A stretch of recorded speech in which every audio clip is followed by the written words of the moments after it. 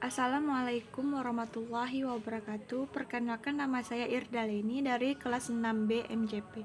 Di sini saya ingin mempresentasikan makalah standar kualitas.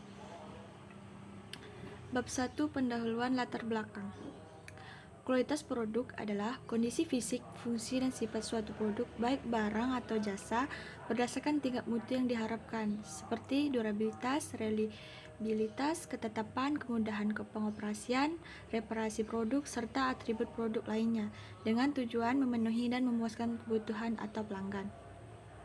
Sedangkan standar diartikan sebagai kesepakatan yang telah didokumentasikan yang di dalamnya terdiri antara spesifikasi teknis atau kriteria-kriteria yang akurat yang digunakan sebagai peraturan, petunjuk, atau definisi tertentu untuk menjamin suatu barang, produk, proses, atau jasa sesuai yang dinyatakan.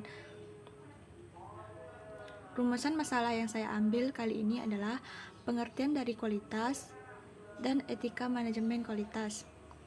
Yang kedua adalah apa saja standar kualitas internasional. Yang ketiga, pengertian 3M. Tujuannya adalah mengetahui pengertian dari kualitas dan etika manajemen kualitas dan standar kualitas internasional dan mengetahui pengertian 3M. Pembahasannya adalah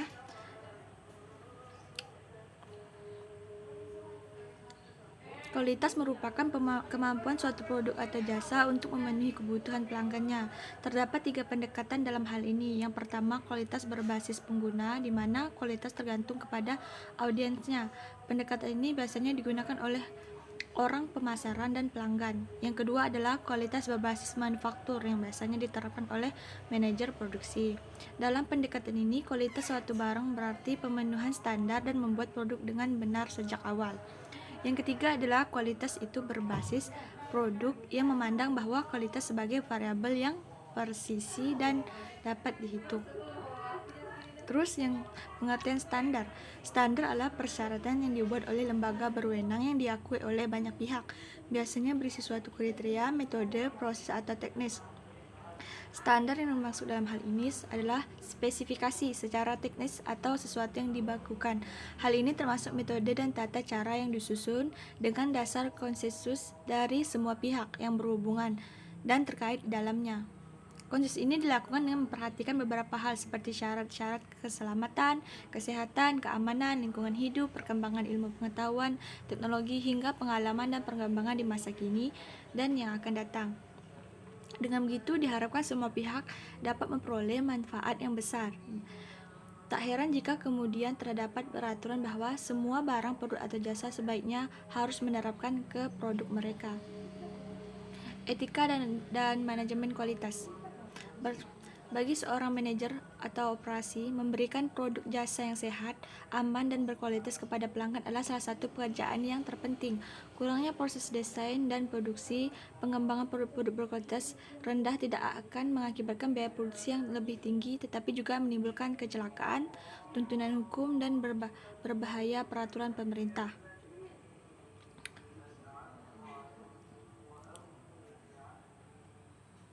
Jika sebuah perusahaan yakin telah memperkenalkan produk dan yang layak dipernyatakan, maka tindak tanggung jawab harus didasari oleh perbuatan etis. Sebuah perusahaan manufaktur harus menerima tanggung jawab untuk setiap produk berkualitas rendah atau produk-produk yang terkontaminasi yang mereka pasarkan kepada masyarakat. Poin yang kedua adalah standar kualitas internasional. Standar internasional dibentuk untuk berbagai teknologi yang mencakup berbagai bidang, antara lain bidang informasi dan telekomunikasi, tekstil, pengemasan, distribusi barang, pembangkit energi dan pemanfaatan, pembuatan kapal, perbankan dan jasa keuangan, dan masih banyak lagi. Hal ini akan terus berkembang untuk kepentingan berbagai sektor kegiatan industri pada masa-masa yang akan datang. Perkembangan ini diperkirakan semakin pesat, antara lain karena kemajuan dan perdagangan bebas di seluruh dunia, penetrasi teknologi antar sektor, sistem komunikasi di seluruh dunia, dan standar global untuk pengembangan teknologi serta penggunaan di negara-negara berkembang terus-menerus. Standarisasi internasional adalah suatu kenyataan yang diperlukan di dalam suatu sektor industri. tertentu bila mayoritas barang dan jasa yang dihasilkan harus memenuhi suatu standar yang telah dikenal. Standar seperti ini perlu disusun dari kesepakatan melalui konsensus dari semua pihak yang berperan dalam sektor tersebut, terutama dari pihak produsen, konsumen, dan seringkali juga pihak pemerintah. Mereka menyepakati berbagai spesifikasi dan kriteria untuk diaplikasikan secara konsisten dalam memilih dan mengklasifikasikan barang, sarana produksi, dan persyaratan dan jasa yang ditawarkan. Kemudian pengertian TQM. TQM seperti kita ketahui, Total Quality Management. Ini mengacu pada penekanan kualitas yang meliputi organisasi keseluruhan, mulai dari pemasok hingga pelanggan. TQM menekankan komitmen manajemen untuk mendapatkan arahan perusahaan yang ingin terus meraih keunggulan dalam semua aspek produk dan jasa, penting bagi pelanggan. Ada beberapa elemen bahwa sesuatu dikata berkualitas, yaitu yang pertama, kualitas meliputi usaha memenuhi atau melebihi harapan pelanggan. Yang kedua, kualitas mencakup produk, jasa, manusia, proses, dan lingkungan. Apa yang dianggap berkualitas saat ini mungkin dianggap kurang berkualitas pada saat yang lain. Yang keempat, kualitas merupakan suatu kondisi dinamis yang berhubungan dengan produk, jasa, manusia, proses, dan lingkungan memenuhi atau melebihi harapan. Yaitu poin ketiga, manfaat program TQM. TQM yang sangat bermanfaat bagi pelanggan, institusi, maupun bagi staf organisasi. Manfaat TQM bagi pelanggan adalah: yang pertama, sedikit atau bahkan tidak memiliki masalah dengan produk atau pelayanannya. Kedua, kepedulian terhadap pelanggan lebih baik atau pelanggan lebih diperhatikan. Yang ketiga, kepuasan pelanggan terjamin.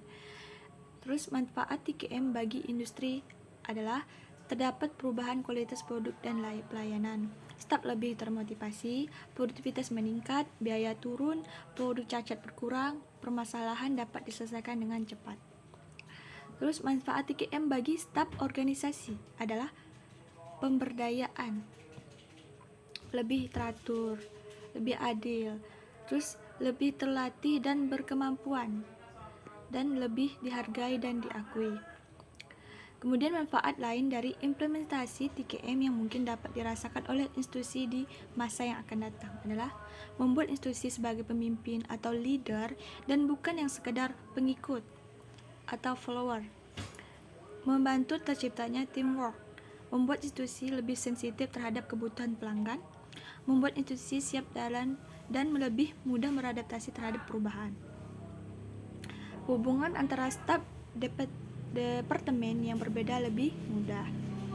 7 konsep program TQM yang efektif yaitu perbaikan berkesinambungan, Six Sigma, pemberdayaan pekerja, benchmarking, just in time atau disingkat JIT, konsep Taguchi, dan pengetahuan perangkat TQM. Ini adalah salah satu perangkat yang termasuk ke dalam 7 konsep program TQM. Baik, kesimpulan penutup akhir dari makalah ini. Dari pembuatan makalah ini, saya sebagai penulis dapat mengambil kesimpulan antara lain: kualitas merupakan kemampuan suatu produk atau jasa untuk memenuhi kebutuhan pelanggannya, sedangkan standar adalah acuan atau ketetapan bahwa produk atau jasa tersebut telah terjamin dan sesuai akan kualitasnya. Sedangkan Total Quality Management atau disingkat TQM mengacu pada penekanan kualitas yang meliputi organisasi keseluruhan, mulai dari pemasok hingga pelanggan. 7 konsep program TQM yang efektif yaitu perbaikan berkesinambungan, Six Sigma, pemberdayaan pekerja atau benchmarking, just in time atau JIT, konsep Taguchi, dan pengetahuan perangkat TQM. Baiklah, sekian presentasi yang bisa saya sampaikan. Kurang lebihnya saya mohon maaf. Saya tutup presentasi hari ini. Wabillahi taufiq hidayah. Wassalamualaikum warahmatullahi wabarakatuh.